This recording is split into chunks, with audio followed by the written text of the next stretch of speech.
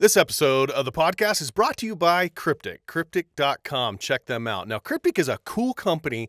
Not only are they God-fearing patriots and they're veteran-owned, but also they make unbelievable gear. No matter if you're hunting in the deserts of Sonora all the way up to sheep hunting in the Great North, they have a layer or layers for you. Plus, they have a bunch of cool patterns. Everything from Obscura all the way to Highlander, everything that you would need no matter where you hunt typically or that next great adventure. So check them out, cryptic.com. This episode is brought to you by Sawyer. Sawyer.com. They make some really cool products. They make some bug repellent. They also make some of the best water purifiers on the planet. And do yourself a favor. If you buy a water purifier, they will donate one to a country or a family in need in a place that needs water filtration. So check them out, Sawyer.com. Well, I appreciate you coming on, Justin. That's good to be here. Thanks for having me. You know, we share a sponsor, and I think we share a lot of like-mindedness, both Christian guys, living, trying to live the dream, right? Yeah. Hunters. You just moved to Alaska, so we'll talk about that. That'll be fun. But where did you... So you guys grew up in Idaho, right? Yes, we did. Where in Idaho? So Bonners Ferry, Idaho, right up against the Canadian border. Okay. And we grew up in this little house on what's called the West Side Road. It sits up against the Selkirk Mountains. Okay. And it was just like the ideal spot. From the time we were little boys, we had a little creek running through the yard, and then we'd ride our bikes down to all these other creeks. And that was kind of the genesis of everything for me and my brother. Living the dream. It was, for sure. My dad and my mom is borderline like anti-hunter. Really? Yeah, my dad was not like, he was in that group of guys that if they could go out once or twice a year, that was awesome. If not, that was just fine too. Really? So he wasn't super passionate about it, but we were passionate from the time we were. Where do you think that came from? Do you think it came from just the adventure side of being able to roam and go ride bikes from this creek to that creek? And yeah, I think it's hard to understand when you're young. So as I hunt more and travel more and do all these cool things, I'm starting to realize that the adventure is what has always driven me behind it. Like, the hunting is cool, and you go through different stages, right? When you're young, I mean, just to shoot a Tweety bird is an awesome thing, right? But at some point, that bloodlust starts wearing out, and the adventure is still there. Like, it's not a lot of the stuff that we do is not enjoyable. You know, if you're looking at it from a vacation standpoint, you need a vacation when you get back from some of the hunts we're on. That's right. And so I think it is the adventure that drives it. And so for when we were kids, it was just like you go out into the big scary woods and there's mountain lions, like literally mountain lions in our yard. We'd see them all the time, and it was just a crazy adventure. That's kind awesome. of pitting yourself against it. Was it just you? So you have a brother? I do. Yep. And was it just you two, or do you have other just siblings? 3 of us. Yep. And then we have a sister, a younger sister. So okay. My brother's 5 years younger than me. Oh, I see. I see. You're like me and my brother. My brother's 6 years younger or older than me. Okay. So I'm the little brother. Yeah. It's hard. I couldn't imagine being the little brother. That'd be... Well, it wasn't easy, I can tell you. Not with me as a big brother. So growing up, hunting, fishing, messing around, school, sports. What was the teen years for Justin look like? You know, they were honestly some pretty hard years. There was a lot of turmoil. My parents got divorced. Oh. I did play sports, but like right at the height, I was starting to get coordinated. Like junior high, I was not very coordinated. Nobody is, right? Yeah, exactly. But when I hit high school, I started to get really coordinated, became a good basketball player. Okay. And right at the height, my parents were getting divorced, and like they were losing the house, and it was just like, it was a rough time for sure. And my dad, I'll never forget, my whole life growing up, he told me, don't ever touch a chainsaw. They'll cut your legs off. He literally hands me a chainsaw when I was 14 years old and was like, you got to go log the property. We're going to lose the property. And so me and him, we went out and logged the property. Whole thing. And I dropped out of basketball. And yeah, pretty much that was kind of the end of sports for me. Wow. In high school. So you watch all these documentaries, and I've been watching a lot on like the climbing world lately. Mm-hmm. And the one common denominator is guys have these struggles that they have to overcome. And I think that it's not that you have to have that to be successful, but I think if you survive those struggles, it it reveals a personality that you have, like that indomitable spirit, right? That you're just going to go for it. And you've overcome, so you can overcome. And so it sets a bar and a precedence. It does, for sure. And like, it isn't the standard for success, but it is a prerequisite. If you have that in your past and you overcome it, you're really set up for that kind of stuff. So, right. So log the property, college. I started running an excavator when I was 17. Okay. Got a great job digging trails in Alaska. So we flew in, choppered in with you're mini kidding X's. Yeah, mini excavators. And we were digging trails in Alaska. So what were the trails for? Hiking trails. So it was the coolest job. For somebody coming out of high school, we didn't have much growing up at all. And coming out of high school, I was making, I think, $45 an hour. Oh my. Digging trails. This is back in early 2000s. So, I mean, living the dream in the dream place. Well, you don't have any bills, you don't have anything, and you're killing it. And, oh my gosh. So I did that for a year, and then I went to college for a year. But like a month into college, I started framing houses because I had some construction in my background. And after a year of college, I was going to become a lawyer. It was a stupid idea. And but I loved building. I always have loved building, and so started building from there out. And it was just it was an awesome experience, good time. And then 2008 hit, and everything stopped overnight. Yeah, and some really cool stuff during that time though. So are you still building? I've built a handful of houses in the last few years. Built our own house. We just moved to Alaska in August and bought property there. I'm about to start breaking ground here, probably late April, early May. And where in Alaska? Where in Alaska did you buy? Homer. Yeah. So for those that don't know Alaska, Homer is a long ways from anywhere. How did you pick Homer? Well, so I have a little bit of history there. My dad used to go up and work on charter boats. He would do mechanic work, so engines, some repair stuff, welding. And when I was a kid, I would go with him. And I'd be there from like May to September every year. Mm-hmm. And so I had a lot of history there, but I hadn't been since I was 18. And we knew we wanted to be in Alaska. I've been planning it for 5 years, became a pilot so I could do that. And I really wanted to go to a village just from a hunting standpoint, but we have 5 kids. Oh. And so. Not a place to raise 5 kids. No. And I do a lot of traveling. So I do a lot of traveling preaching at different events. We call them beast feasts, but like big sportsman events. A lot of churches put them on. I'll show hunting videos. We give away a bunch of prizes, and I'll preach the gospel there. So is the plan to do this in some of these villages? I don't know if the Lord opens a door for that, but the reason, like one of the big reasons for Homer and not being in a village was I have a lot of friends out in those villages, and there's a lot of times of the year that you just can't get a flight because of weather. And I needed to be as much as I don't want to be connected to everything in the world, like I still needed to be connected enough. And so Homer is still on the road system. Mm-hmm. And so if the weather's bad, I can still get into Anchorage, and they rarely cancel stuff out of there. So that's kind of the thought process. And then honestly, it's super central. It's going to be interesting to see all the stuff that we churn up out of there. So, yeah, especially okay. I get so many questions. I'm sorry. No, you're good. How long does it take to become a resident in Alaska? Okay. So that's a year. And they bench you for a year. Like, if you go back to Idaho and buy a tag, yes, of course, Idaho is going to make you buy it as a resident because your last address was a resident. If you don't buy it as a resident, buy it as a non-resident. Alaska then considers your year starts over again. Yeah, that's out of control. It's like Wyoming, actually. Wyoming does the same thing. It's good. Like they've got there's a lot of benefits to living in Alaska, but they've got a high barrier of entry, right? For guys, and I think they've done a good job. I mean, everybody has their opinion on how all this conservation is going and how people manage everything, and nobody's knocking it out of the park. But right. I think Alaska's doing a good job. They've got resident-only areas.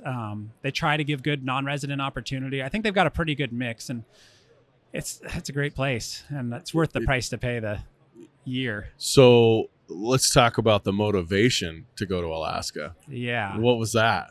So, I mean, I'm not going to overly try and spiritualize this thing, but bottom line, I love, like, Alaska is, in my mind, the last frontier in America from an American standpoint. It's the only place that we just really haven't dug into and destroyed yet. And I mean that with all due respect to every area, but it's just like we have so many people everywhere else, and Alaska just doesn't, right? Right. And it's hard for the residents to get out. It's hard for the non-residents to get out. But from what we do, when you look at the hunts that people are watching, so at a baseline, our whole goal with the videos, we started out just to share Jesus with hunters. Like that is the premise of everything that we do. It's one of my favorite parts of how you guys edit your videos is it's not overdone. It didn't turn into an overdone. It's a hunting film. Well, actually, let's talk about that. Yeah. So it's Limitless Outdoors, right? Yep. So Limitless Outdoors, if you haven't checked them out on YouTube, do, because they're awesome hunts. But the way you guys do that, you add, let's talk about the part of the sharing of the gospel. Yeah. So I became a Christian in 2013. And before that, we were making hunting videos, and like it was just a great time. Yeah. But I really laid down hunting for a couple of years because I wanted everything in my life to have a greater impact than just to, I don't know, just to kill a bunch of animals that you go to the dump sometimes and there'll be a pile of heads sitting there and the next generation doesn't care about what happened before. And I think like hunting's obviously a great passion of mine, but at the end of the day, I wanted my life to be a little bit more significant than just hunting alone. And so we wanted to have a greater impact. And so I took a couple of years off from hunting and just really sorting through what would God, like, how can I glorify God in every aspect of my life, even in my hobbies? And so I had this crazy idea one day that I would just share a little bit of what was going on in my life and just from the Bible. And man, we put our first video out in 2016, I think, on YouTube, because we were making DVDs before that. And then that DVD age kind of died. Right? Yeah. But I put it out and it got like 80 views, and it was the most discouraging thing. And everybody's like, you can't be sharing the gospel like this, and it'll never work. And then we put another video out and it got 200 views. And then before you know it, we're getting hundreds of thousands of views on some of our stuff and millions even now. Yeah. And it took off from there. But that has been, we have been unwavering in that since we started. Like the thing I like though, Justin, is it's not overdone. Yes. A lot of guys, I shouldn't say a lot of guys, it is a natural reaction when you're on fire. I've had this conversation with a lot of people recently. Actually, Brandon, which you met, and I had this conversation sitting in a deer blind in Alberta. One of the interesting things that people don't understand is when you come to Christ later in life, there's this period where you're just on fire for it, and you struggle that other people aren't getting it. Also, what happens is you struggle with the people around you that have been there for a long time. For instance, he and I had this conversation. He's like you. It wasn't 13. It was, I don't know, 2001 or 2 or something like that. And he was just on fire. I grew up in it. Yeah. I don't know any different. And so I have a different passion. And sometimes I look at him and go, I kind of wish I had that passion, but I don't have it because I don't know any different. I don't remember the other side. So there's a tendency when guys come that way that they overdo it, and they're like trying to preach to everyone, and then they turn the people off, and that's where you go, oh, that's crazy Christians. They're overdoing it. Your guys' stuff is well done. It's packed in a way that is understandable, and it's not overdone. It's there, and there's opportunities or options to learn more. Like I can't. There's the first mile. The first mile, yeah, to learn more, but it's not overdone. I love that. Yeah. So for me, like you look at Romans chapter 2, verse 4, it says that don't you know it's the goodness of God that leads us to repentance. And like repentance, kind of a dirty word to a lot of people, but it just simply means to change direction. And it's not the hatred, it's not the people lashing out at you and being frustrated with you that makes you want to turn to God. It's genuine love and genuine care. And so like we're just walking over to lunch here a couple minutes ago, and there was this guy out there and he's street preaching.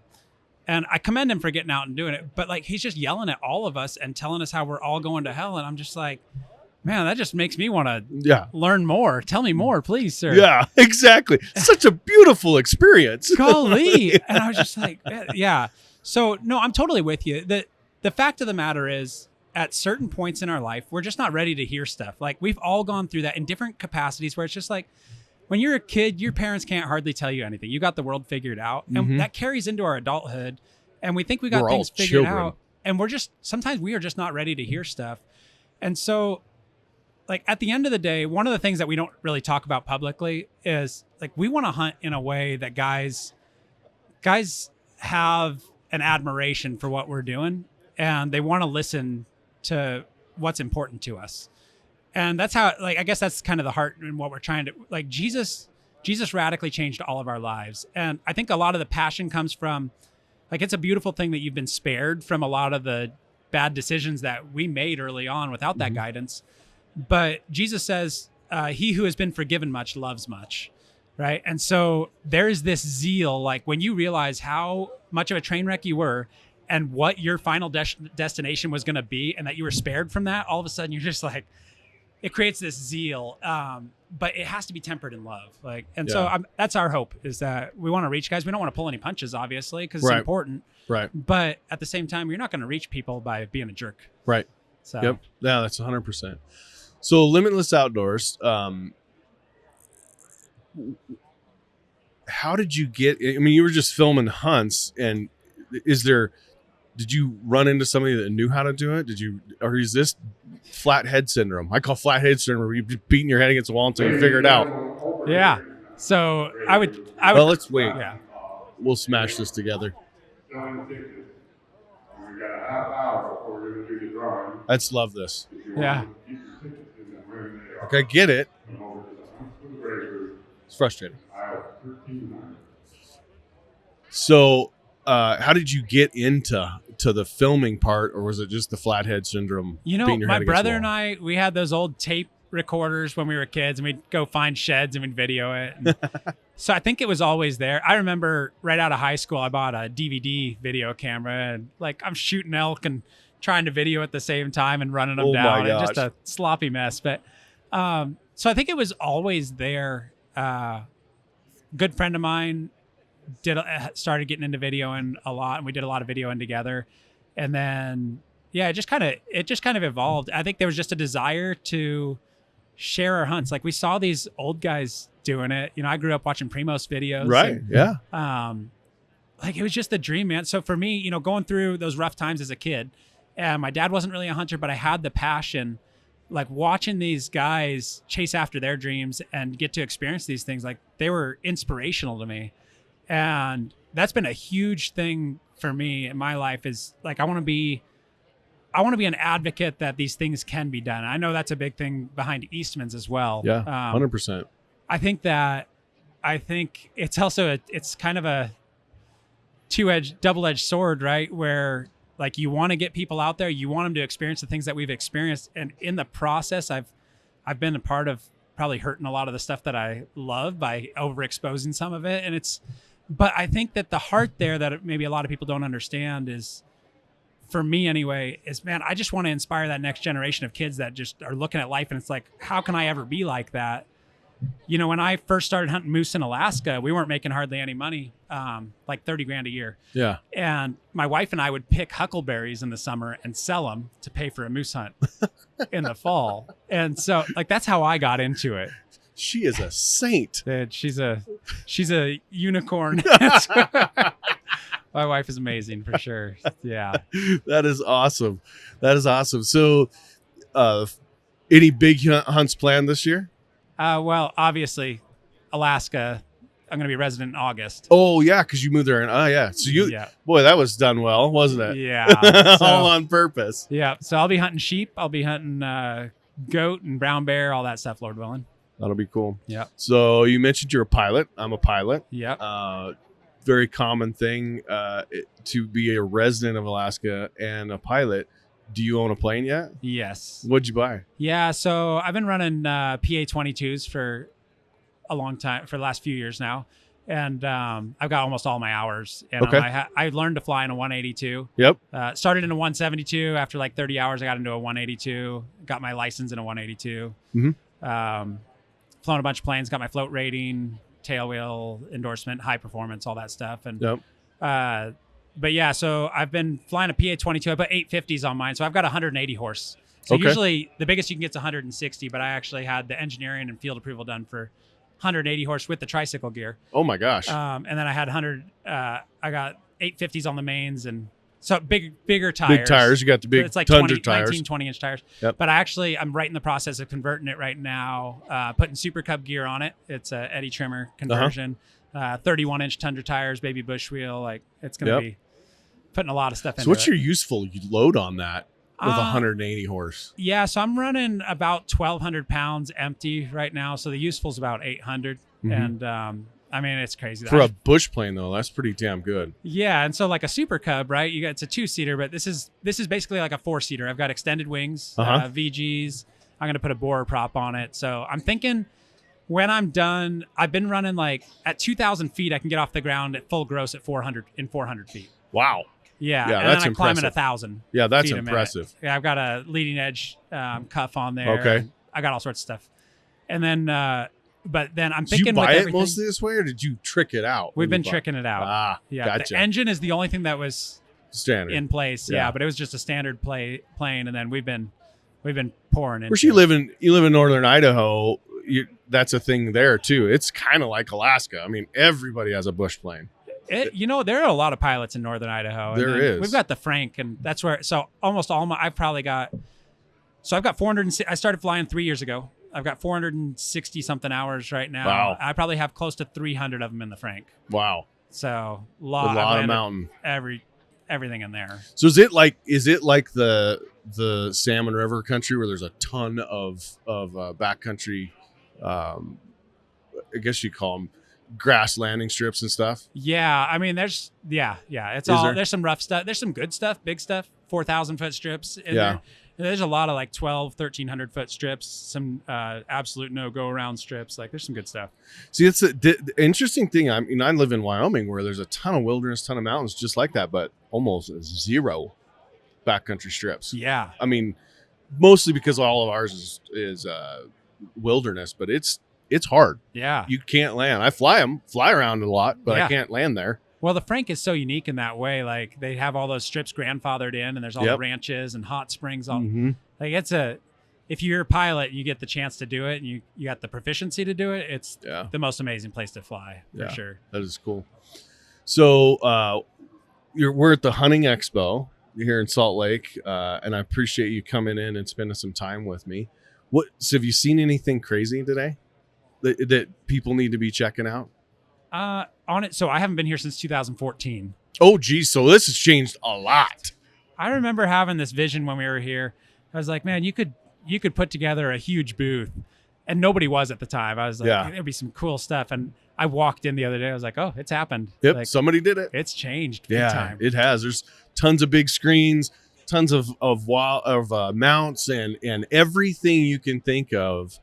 As far as hunting equipment is in this building. Absolutely. Especially if you're moving to Alaska or moved to Alaska. There's cool stuff. I mean, I picked up these, instead of using a bag underneath the butt of your rifle, this guy created these things that are like scissors, and you just stick your fingers on it, and they're up here. And when you spread them out, it lowers down. And when you pinch it, and I mean, it is super steady. Really? Yeah. I mean, ultimately lightweight. You can throw it in your pack. It would just be great for long range. And you can use it anywhere. It doesn't have to be off a table or no. it can be no, you can use it on the anywhere. ground. I mean, they just move around in there. That's a great idea. But there's all these guys that are coming up with all sorts of really cool stuff. Yeah, and this is the place, I call them the mom and pop shops. It's 10-foot booth and the guy with the scissor back, or the guy that's built and this is not a shameless promotion. I don't know the guy at all. I don't even know the name of it, but he, one of the biggest things about capes, killing elk, and you don't want to cape the face out. So we call them cork the head off, and you have the cape. Getting that on a pack is a pain in the butt. Yeah. He builds a sack for it. Sack that you can cinch down and strap down, and it makes it nice to do. I went, somebody was thinking. Somebody was thinking. Where there's a need, these guys are finding solutions. That's sure. 100% right. 100% right. So you have 4 kids. Yep. 5 kids. Yep. Oh my gosh. Yeah. How was the transition to Alaska for them? Of course, they've been planning this for 5 years. I'm sure. It's hard. So spent 30 years in Bonners Ferry. Okay. And all of our relationships are there. Support systems. Yeah. So I've been a pastor there for a long time as well. And it's been, so there's a lot of community there. That was probably the hardest part of moving. Had no idea how much that actually meant to us at the time. Probably what it would be like if you ever left Wyoming. Yeah. Like, it would be hard. But the kids did really well with it. I mean, we did our best that we could to make it smooth, but at the end of the day, you still got to pull out of the driveway and say goodbye all your friends. And so, yeah, it's been good. Do you guys homeschool? Yes, we put a couple of our kids in school this year. And then they asked to be homeschooled again. Oh, really? Yeah. So we're going to be back. back. We're done. Yeah. Yeah. The freedom, right? We get to take them hunting. Yeah. And you can't get those years back. Right. When they're kids and they all go hunting with me. The older ones do. Right. So this episode of the podcast is brought to you by Hornady. They make some of the best, most accurate, dependable ammo on the planet. No matter if you're coyote hunting or plinking steel or hunting big game out west or even going to Africa, they make a bullet or an ammo just for you. Some of the most accurate and dependable ammo on the planet. Also, check out my podcast with Steve Hornady and learn about ammo as well as their story and some funny anecdotes from Steve. So, Homer, Alaska, the interesting thing about what you guys are doing is your films and, preaching, but let's talk about preaching. Came in 13. Obviously, it took you time to become a preacher. Mm-hmm. And you're moving to Homer. Are you a preacher up there? Did you move into a church? No, I didn't. So I was lead pastor of a church and we handed that off and moved to Alaska with no agenda. We just want to be helpful wherever. Like, honestly, I've never wanted to be a lead guy in anything, not even in the hunting. It's just how it ended up, right? And the responsibility kind of gets thrust on you at times. But we moved there and we've been plugging into our church. And so we've been there since August. And I just started teaching at it's called Alaska Bible Institute up there. Okay. Just here and there. I'm teaching again this next Thursday. I taught a couple weeks ago and might take on a semester at some point. Is that in Homer? Or yeah, Anchorage? It's in Homer. Is yeah. it really? Yeah, it's a smaller scale deal. I think like 50 students and a bunch of teachers. Huh. But pretty cool. I mean, it's cool. And then we can getting involved in the church. So I don't know where it's going to go. We just want to be It's interesting. faithful wherever we are. Serve. I'll wash tables or floors or whatever. I don't care. So hunt as much as I can. Pick blueberries for a moose hunt. Yeah, whatever. Exactly. Exactly. That's really cool. Really, really cool. So in the business, I didn't realize till today that you have a team of people in this. It's you and your brother.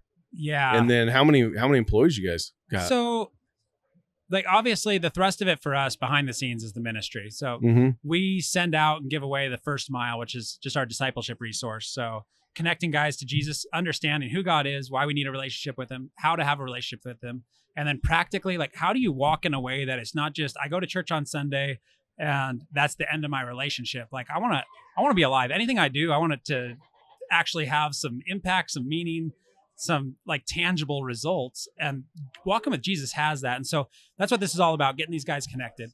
So on the front end of this, from the hunting standpoint, we see that as our medium to reach people. Okay. And so we've got like 4 to 5 guys that are doing the hunting. But we do Zoom classes to go through the first mile as well. And Really? We've been training leaders. Right now we probably have like 30-ish leaders that we've trained to do that. And a lot of them are leading classes. And then we have a bunch of people doing follow-up. Like there's probably, I don't know, at different levels involved, probably like 50-ish people involved in the ministry. Is it firstmile.com? No, I'd assume that would be used by someone. We probably should do something like that. It's just been limitlesshunting.com. Okay. We've been developing an app for it and stuff like that. It's about to launch. And Okay. so yeah, some cool stuff there. So what are some of the principles? I mean, let's walk through the first mile. Give me some of how that works. Because you touched on it. Why? But Yeah. how does it work? Why do you call it the first mile? So the idea is just like getting going the right direction in the first mile of your walk. We might not teach everything. It's written at a level that us guys that are working hard can understand it and some can of actually us are complete third graders, it, right? So it's not totally like, and it's not 300 pages or anything. I think it might be 60 pages, big print, but it's walking through all the fundamental stuff that if you just go to church, you got to sit there for 20 years to hear it all. It's going to come eventually and you kind of learn it by osmosis, but just like from Genesis, understanding the origin of like, why do I choose the stupid things in life? Why do I, understanding sin basically and God's holiness. And then like a couple of the big things is we just have people write out the gospel in their own words after they've kind of gone through, just to like, if you've been saved by it, it's good to understand it and be able to articulate it. And then like helping them write out their testimony. And then as you progress, like, what does it look like? How do you find a good church? How do you study the Bible? that's a huge one that I really pound on. Like, what are the resources that are out there? We want to resource people for, and that is very, to a lot of people, that is a very daunting, how do you study this? This is a huge book. There's a lot of names in there. I don't understand most of it. Totally. And so we're more like trying to help guys.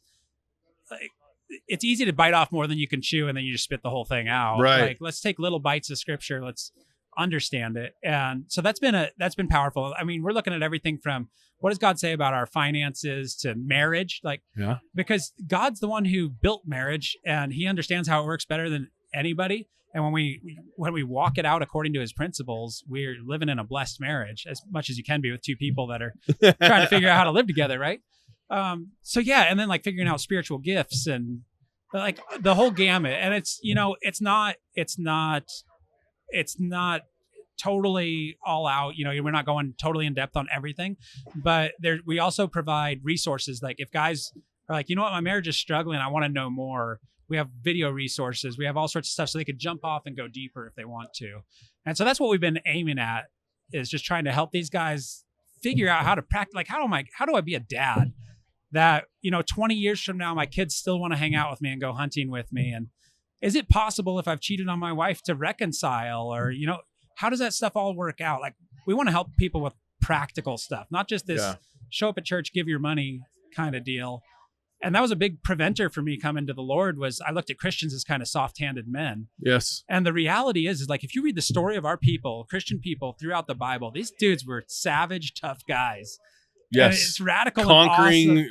Nations. Totally. Doing stuff, manly stuff. Yeah. God does not make men weak. He makes men strong. That's what he does. He takes weak men and makes them strong. He takes losers and turns them into legends. Like, that's what God does. And so helping guys get a hold of that, like, we want to inspire guys. We want to set the standard. We want people to see us hunting and see that not all Christian men are weak. Yeah.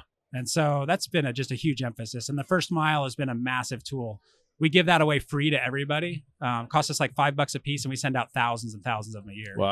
Wow. Yeah. So do you guys have like social media side of that to where these guys can socialize amongst each other? So, what the church that we belong to is full of strong men. I call them strong men, right? They're anytime manly you're in men. Wyoming, Montana, Idaho, you get some. Yeah, manly men that talk in that way, but trying to live the right life. Do you have that social for guys that are like, I don't know where, the guy going, I don't know where to start. I'm sure I read this, but is there a social side of this that they can hang out with like-minded? So we've been talking about doing some stuff like that. Right now we have these classes, and guys are doing them with the First Mile on Zoom. Uh-huh. So there'll be 6 guys and 2 leaders, and they're going through it. And that social interaction there, they're just wrestling through it. They're asking all their questions. You got mature guys that, they're like-minded guys, they're hunters, and they can answer these questions. But the whole vision of that,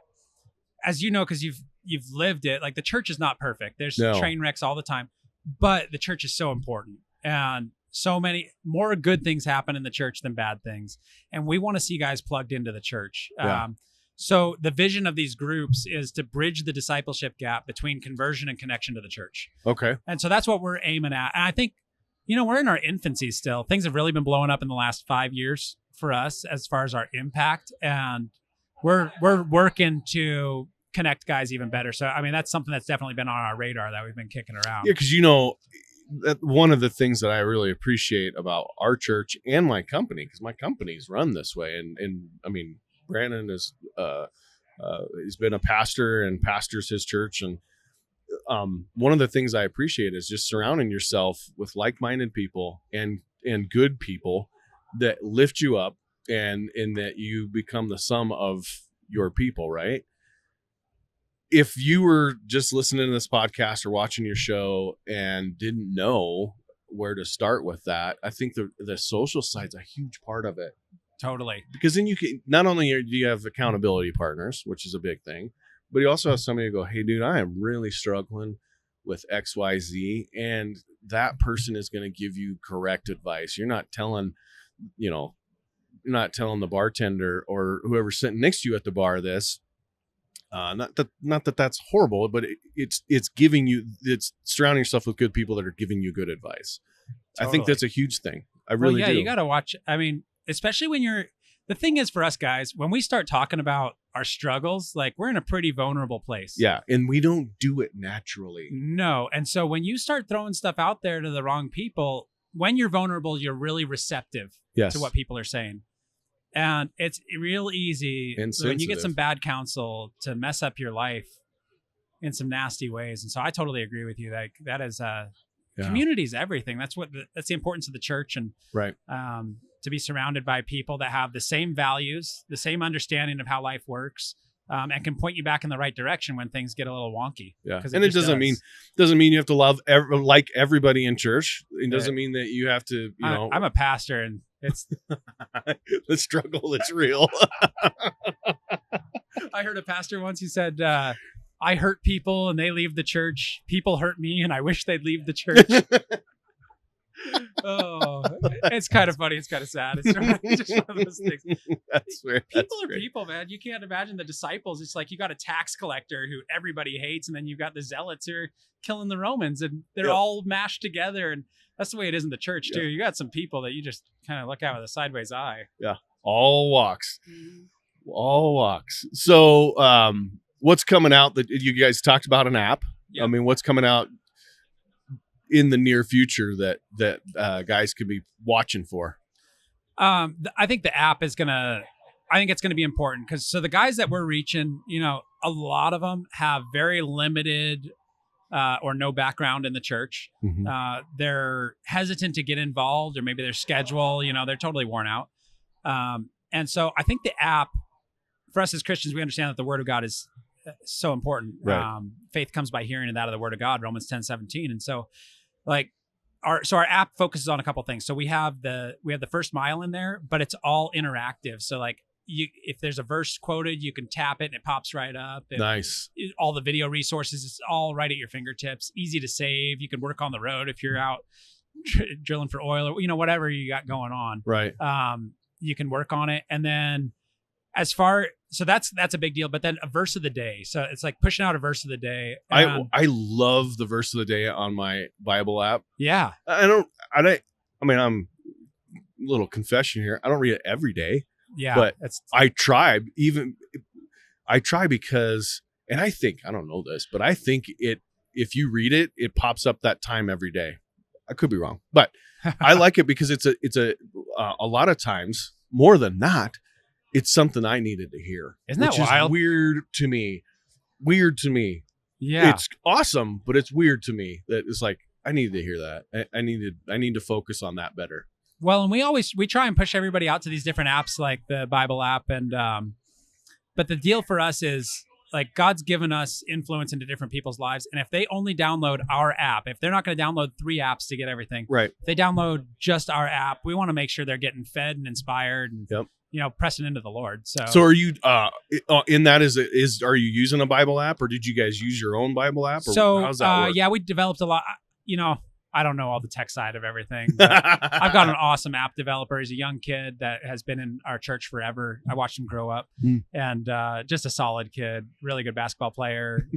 Just got out of high school. Anyway, he's been developing it. It's killer. We're beta testing it all right now. Nice. But yeah, so we got 4 versions of the Bible in there. I mean, yeah, it's some really cool stuff. Very cool. Very cool. What else you guys got coming up? From a hunting standpoint, we got a lot coming up. Sure. Obviously. Alaska is going to be yeah.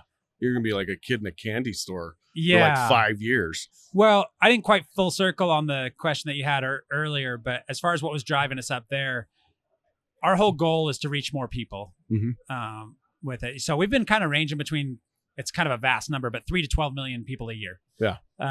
Depending on how things are going, which is an ever-changing environment.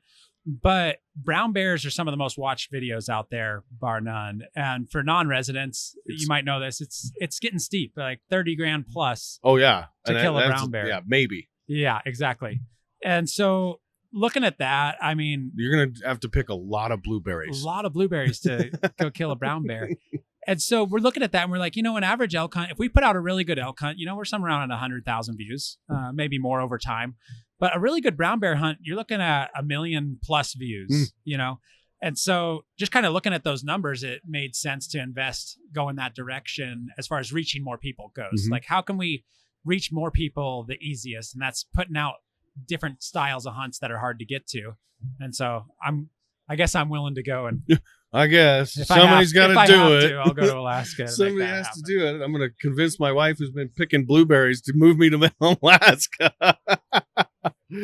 That's so awesome. We haven't had to pick blueberries for a while, but we still enjoyed picking them just for fun. Well, that's very, very cool. Instagram, social media, do you do any of that? My brother, I used to have Facebook and all that. I still have the accounts, but I haven't used them in close to a year now. Very good. Man, it's God, just I wish I could do that. Drain of time. It is. So now I pay other people to do it. What are they? So people can find you. Just type in Limitless Outdoors on any of them. Yeah. We just have Instagram and Facebook. We should get Twitter, and now that Elon Musk has it. Yeah, the X. Yeah, and it jump seems like the on. politics are getting better on there anyway. Everybody says that's the future. We'll see. Well, maybe when you have $200 billion, Yeah, exactly. he's got the funds to do it, I guess. Exactly. So I asked my guests 3 questions. If you could do a TED Talk, what would you do it on? Man, I've been thinking, you mentioned that earlier today, and I've been thinking about what would I do it on? I think today my answer is that God has built us all uniquely. And this is why. So we got this cat a while back. We've had a bad run with cats. We had a bunch of them die. We thought 2 of them had rabies. Like, it was a rough deal. But we had these cats. So this cat, before its eyes ever opened, its mom and brothers and sisters all got run over in front of somebody's house. Oh, no. And so we get this little kitten. And I noticed after a few weeks that this little kitten is chasing after mice and is catching mice and playing with them. And I'm like, it was never taught that. Like, it was literally wired into it by God, designed to chase after these. And there's these things that we're passionate about from the time that we're a kid. And the world will tell you they're crazy dreams, like becoming somebody in the hunting world. Like, that's crazy, that you need to go get a real job, or you can't do this, you can't do that. But what I understand out of scripture is that God knit us together, formed us in our mother's womb. He built us. And then Ephesians tells us that he prepared good works for us to walk in from before the foundations of the world. And then Psalms 37:4 says that if we delight ourselves in the Lord, he will give us the desires of our heart. And when we string all that together, all of a sudden, here's what I believe about people, is that we are all built by God to accomplish something really unique and awesome, and something that breathes life into us. And so many of us settle for everything else. Like, we think that the human history, C.S. Lewis, one of the greatest authors ever, wrote this. He said, human history is the long and terrible story of man trying to find something besides God to make him happy. Geez, that's really profound. Obviously, it's C.S. Lewis. It is profound, but yeah, you're right. And the deal is we're always trying to find something besides God, something else to replace him, to make us happy. And the reality is David said this, the one who killed Goliath, he said, in God's presence is fullness of joy. So, like, if you're chasing after fullness of joy, if you're chasing after happiness, completeness, if there's a hole in your life, like, you're just like that cat, right? You might not understand everything, but I want to chase after that mouse. And that mouse to that cat is happiness. And that's what we're chasing after. But what we miss along the way is that it's chasing after God, that's what's going to make us happy. And when we grab a hold of him, if we delight ourselves in the Lord, he will give us the desires of our heart. And that's where the fulfillment comes. That's where the purpose comes. That's where, like, you're sitting there in your dead end job and you just want to shoot yourself because you're just like, there's got to be more than to life than this. And God would say, there is. I created you for more than this, but you're not, your eyes aren't open, or you're believing the lie that you have to live like everybody else. So if I was to give a TED Talk on anything, it would just be that cat whose family got run over by a car. And it's just like, you haven't been, just forget about the voices of everybody. Like, what's going on in your heart? What's going on in your soul that God is showing you? What are you passionate about? And number one, chase God. And once you start chasing God, everything else, it's not going to be easy. There's the ups and downs, and life just gets thrown at you. But man, when you finally get a hold of God, it's just like you're living life on a level that you could never even imagine before. It was funny you bring that up, because I've said this for years. We're sitting in a conservation show, right? And people are passionate about conservation. The other side of what we do and our belief system in the conservation world are anti-hunting, animal rights, and these people are, I mean, overwhelmingly passionate about this, and to the point where some of us call some of them crazy, right? They're crazy.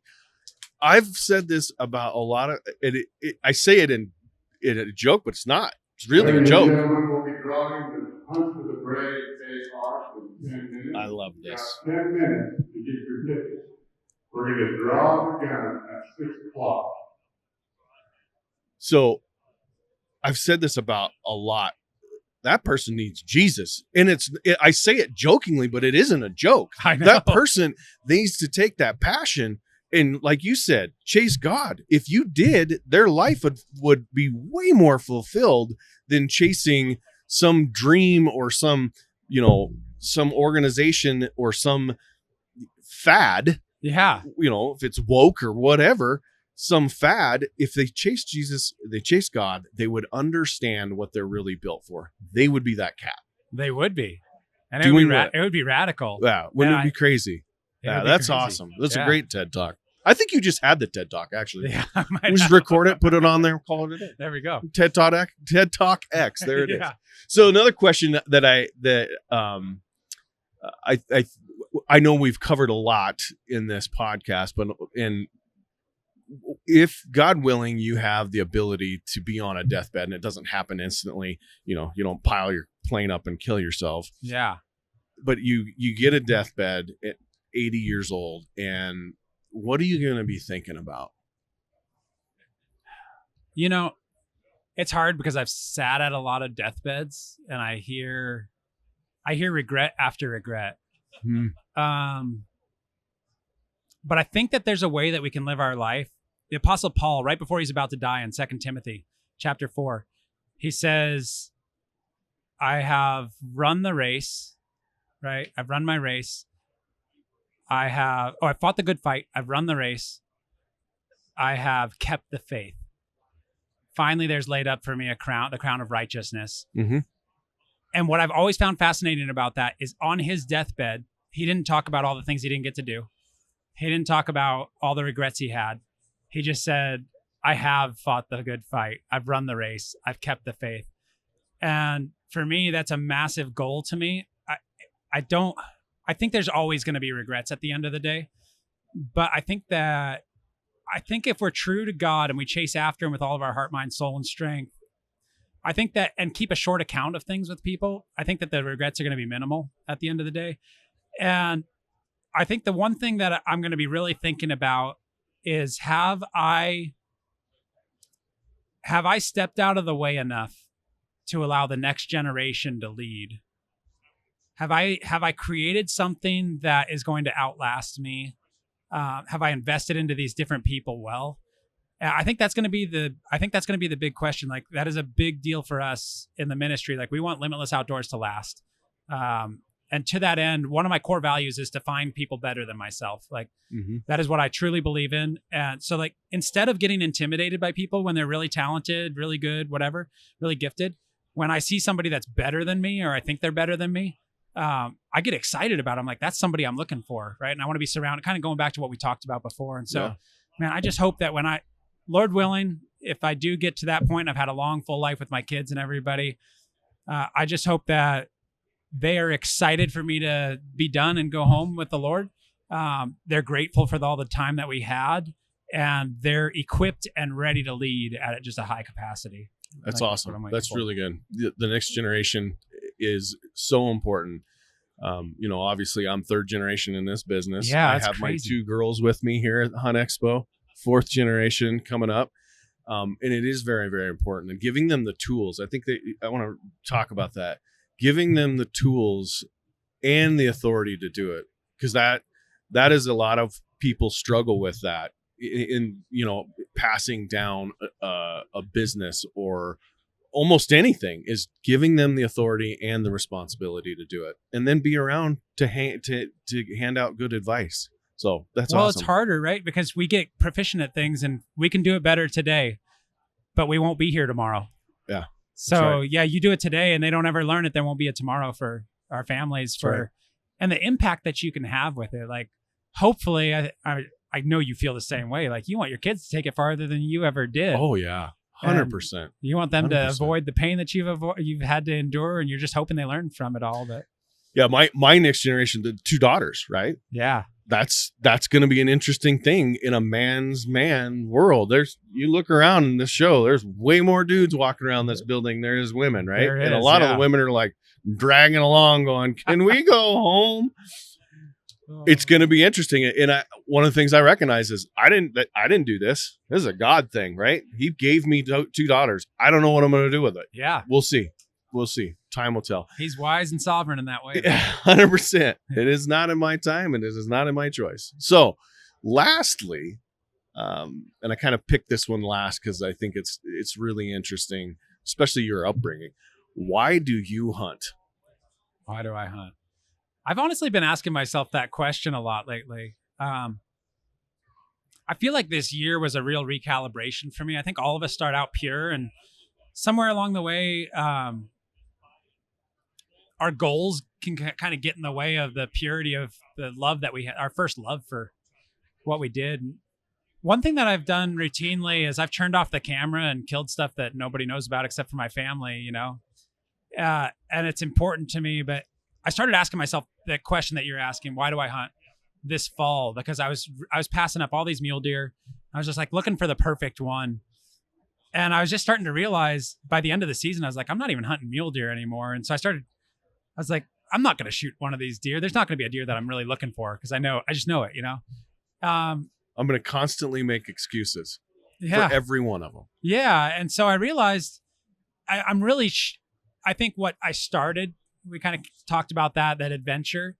I really want to chase that in the coming years, that adventure, and bring people into it with me. And I think that the flying right now, I'm working on a bunch of stuff. So it's going to sound funny probably, but I'm working on cross-country skiing because I want to implement that with brown bear hunting in the spring and do some alpine touring stuff. And I just had a podcast with Christian Schoffer, who's owns a really interesting company here, but his goal is this next fall is go to on the Hall Road and ski the Hall Road when there's snow and shoot a caribou and ski it out. What a great idea. Yeah. I was like, now there's an adventure. Okay. So I'm sorry. I hiatused your why you hunt. Totally. So, but yeah, I don't know. I mean, it's always growing. There's always a little bit of it. There's always a challenge to it.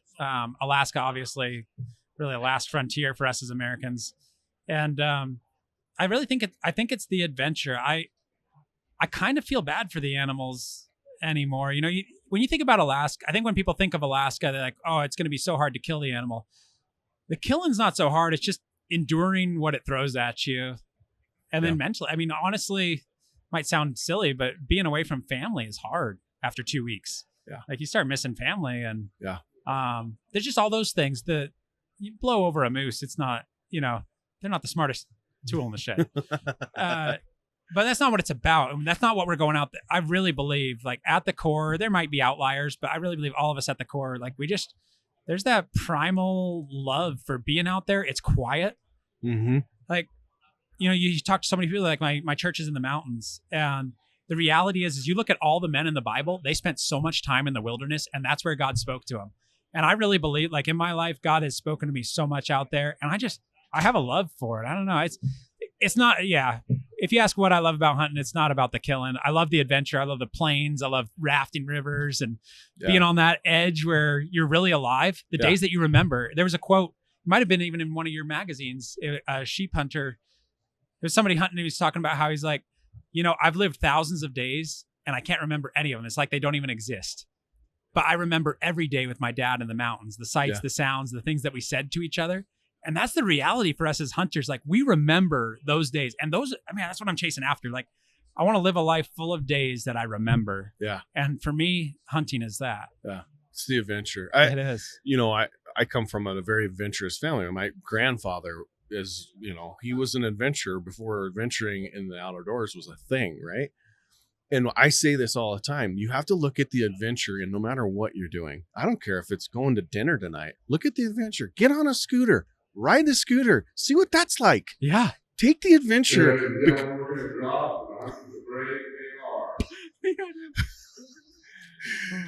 So take the adventure And no matter what you're doing, take the adventure, and more importantly, in my opinion, as a father, share that love of the adventure to your kids so that they do it to their kids and they do it to their kids.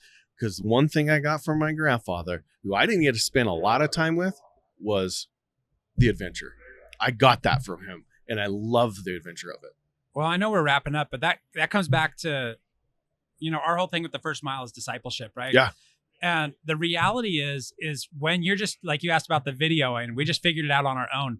And it took us 10 years to figure it out on our own, and we're still learning, right? Mm-hmm. But all of that can be truncated down to a year if somebody that knows what they're doing comes alongside you. And a huge passion for me is that with not only other guys, but especially with my kids. Yes. Like, you teach them how to live in a way.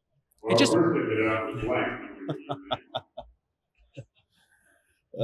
it opens their eyes to what the world can be. Like, that is the biggest problem is, like, I forget who said it, but most men suffer from too small of an imagination, not too big of one, right? I think that Christopher Meyer in the house of just one. Up to the very day of Christopher Meyer. I think he was the greatest showman, actually. I think it was it Walt Disney? Might have been. I think it was. It could have been. But anyway, yeah, that's but 100%. You teach your kid when they start out from an understanding that the world can be this and adventure looks like this and this is how I engage it. It's like you guys grew up understanding how to hunt elk and mule deer. Right. We figured all that out on our own, and it put us way behind the curve. Right. And we're where we are today, but now my kids have all shot 6-point bulls and they're kids. Yeah. It just took us forever. And that's 100%. the beauty of discipleship and teaching the next generation. Right. So that's awesome. Well, I appreciate you coming on, sharing with us. And, hopefully we get in the field at some point together and do something fun. Go on an adventure. Yeah. Something. Greatest adventures with Jesus. That's for sure. That's right. He has changed our lives in crazy ways. So. Yes. Thank you for having me. I really appreciate it. Thank you very much.